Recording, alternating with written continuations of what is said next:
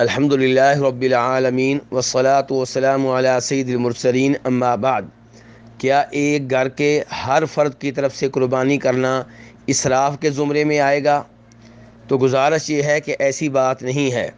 اگر نیت صاف ہو، اگر مقصد اللہ کی رضا ہو، لوگوں سے داد حاصل کرنا مقصود نہ ہو، ریاکاری مقصود نہ ہو، تو اللہ کی راہ میں جتنے بھی جانور ذبح کیے جائیں وہ کم ہیں۔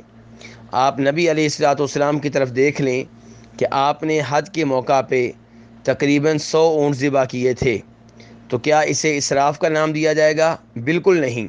لیکن اگر کسی گھر میں ایک سے زیادہ جانور اس لیے ذبح کیے جاتے ہیں کہ لوگوں میں ہماری شہرت ہو جائے، لوگ ہمیں خراج تحسین پیش کریں، لوگ ہمیں داد دیں، اور اللہ کی رضا مقصود نہ ہو، تو یہ درست نہیں ہے اور اس کی مذمت آئی ہے اور اس سے اجتناب کرنا چاہیے۔